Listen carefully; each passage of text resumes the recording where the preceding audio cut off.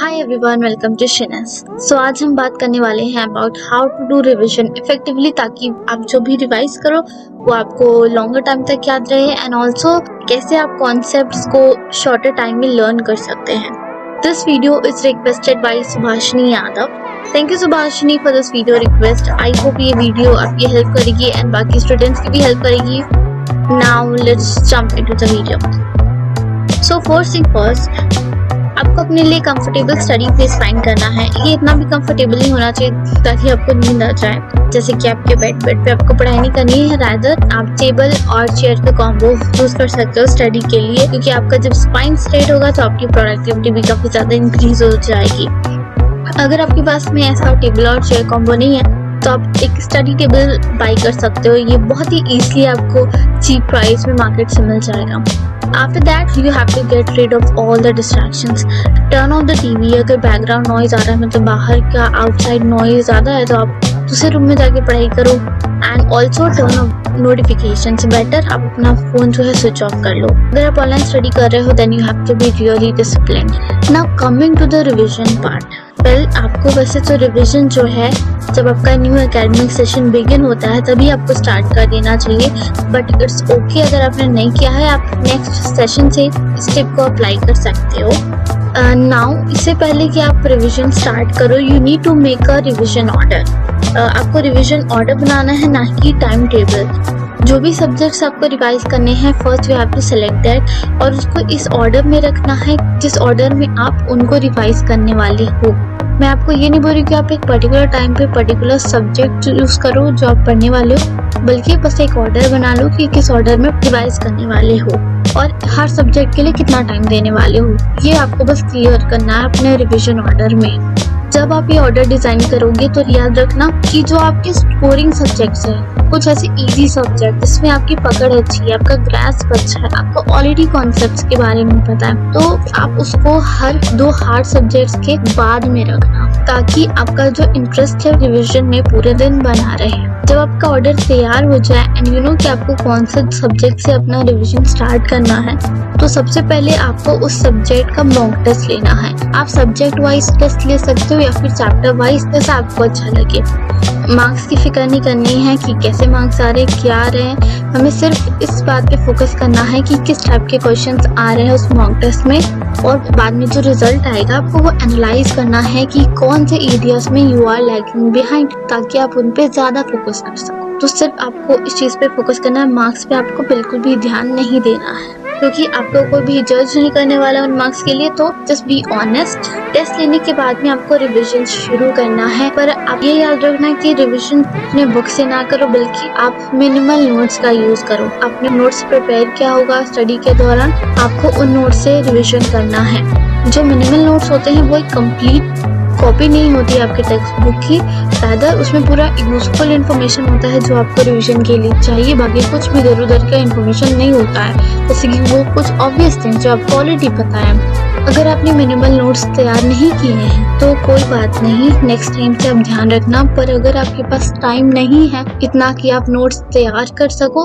तो आप ऑनलाइन किसी भी सोर्स से, वेबसाइट से, पीडीएफ में वो नोट्स डाउनलोड कर सकते हो। अगर आपके पास में टाइम है बनाने का नोट्स तो आप बना सकते हो, ताकि मेन एग्जाम के लिए वो आपको हेल्प करे। जब आप रिवीजन स्टार्ट करोगे तो आपको कंटिन्यूअसली 1 घंटे तक तो पढ़ना है बिना ब्रेक का। अगर आप ज्यादा देर तक पढ़ सकते हो बिना ब्रेक के तो और भी अच्छी बात है, पर 2 घंटे से ज्यादा नहीं पढ़ना। मतलब जब आपको लगने लगे कि हाँ कुछ समझ नहीं आ रहा, सर के ऊपर से जा रहा है, आप बोर होने स्टार्ट हो गए हो, तो फिर यू जस्ट स्टॉप स्टडीइंग और अब समझ जाओ कि you have to take rest. मुझे गेम्स खेलना बहुत पसंद है, इसलिए फिर मैं 5 मिनट के लिए गेम खेलती हूँ, जिससे मेरा माइंड रिफ्रेश हो जाता है and then I get back to study.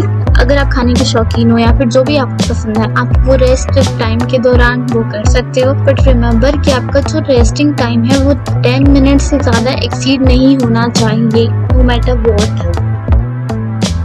जो आपके ऐसे सब्जेक्ट्स है जो कि स्कोरिंग है, काफी इजी सब्जेक्ट्स हैं जिसमें आपकी पकड़ अच्छी है, उन सब्जेक्ट्स को 30 to 45 मिनट से ज्यादा आपको नहीं देना है, क्योंकि ऑलरेडी आपको उन कॉन्सेप्ट्स के बारे में पता है, ऑलरेडी आप मोस्ट ऑफ द चीजें पता है। तो ये अगर आपको अपने लिए एडवांटेज बनाना है तो आपको बाकी का जो टाइम है वो दूसरे सब्जेक्ट को देना है जिसमें you are lacking behind. Now coming to the practical and problem based questions, अगर कोई फॉर्मूला है जो आपको याद रखना है तो आप उसको एक पेज में लिखो एंड जो आपका स्टडी स्पेस है वहाँ पे जो भी वॉल है वहाँ को स्टिक करना है उसको एंड बस 5 मिनट उसको रिवाइज करो। उसके बाद में जस्ट स्टार्ट सॉल्विंग प्रॉब्लम्स, उन फॉर्मूलाज को इम्प्लीमेंट करके प्रॉब्लम सॉल्व करो। ऐसा करने से आपको पता चलेगा कि कैसे उन फॉर्मूलाज को अप्लाई करना है प्रॉपरली एंड आपको वो ज़्यादा टाइम तक याद भी रहेंगी। अगर कोई डायग्राम्स वगैरह आपके एग्जाम्स में आने वाले हैं तो ऐसे में सबसे पहले आप क्या करो, अपने टेक्स्ट बुक से या फिर जिससे भी आप पढ़ाई कर रहे हो वहाँ से आप देखते हुए एक रफ ड्रॉ करना स्टार्ट करो उस डायग्राम का। 2-3 बार प्रैक्टिस करने के बाद आप उस डायग्राम को क्लोज कर सकते हो एंड देन फिर ट्राई करो उसको बिना देखे ड्रॉ करने का। ऐसे करने से आपको आपके डायग्राम्स वगैरह ज़्यादा ईजिली मेमोराइज हो जाएंगे। अगर आपके पास में इनफ टाइम नहीं है रिवीजन करने का, इतना टाइम नहीं है कि आप हर एक कॉन्सेप्ट को रिवाइज कर पाओ, then you can divide the concepts among your friends and एक दूसरे को फिर वो कॉन्सेप्ट समझा सकते हो। ऐसा करने से आपकी एक्सप्लेनेशन स्किल्स भी इम्प्रूव होंगी एंड जब आप किसी और को कोई टॉपिक समझाओगे तो समझाने के लिए, एक्सप्लेन करने के लिए सबसे पहले आपको वो टॉपिक खुद अच्छे से समझ में आना चाहिए, तभी आप समझा सकते हो। तो इसलिए आप जब एक्सप्लेन करोगे तो खुद भी आपको अच्छे से समझ में आएगा और आप लंबे टाइम तक याद रहेगा। ये ट्रिक मैं हमेशा अप्लाई करती हूँ खुद के साथ, डेफिनेटली ये वर्क करता है, होपफुली आपके साथ भी वर्क करेगा ये। नाउ जब आपका एक दिन का रिवीजन हो जाए और अगर फिर भी आपका कोई टॉपिक बच जाता है उस दिन के लिए जो आपको कवर करना था तो आप उसको नेक्स्ट डे के लिए मत रखो, try to finish that within that day, because एक बार आप करोगे तो फिर वो आपकी हैबिट बन जाएगी, तो वो आपको नहीं करना है।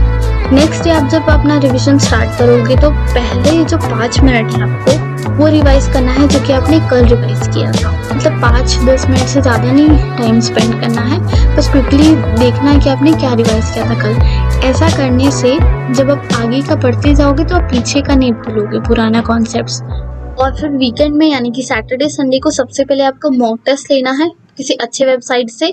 आप चाहो चैप्टर वाइज लो या फिर subject wise low, your wish. आपको फिर अपने स्कोर्स को एनालाइज करना है कि आपका प्रोग्रेस क्या है।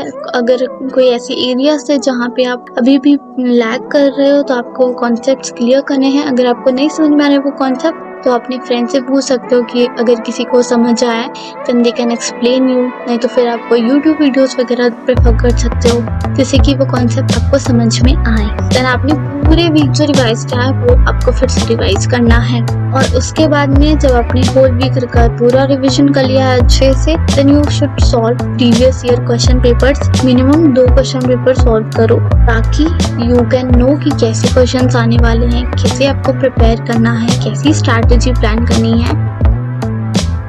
So these were some of the tips जो कि मैं अप्लाई करती थी while preparing for the board examinations या फिर किसी भी एग्जाम के लिए। इन टिप्स ने मेरी बहुत हेल्प की है।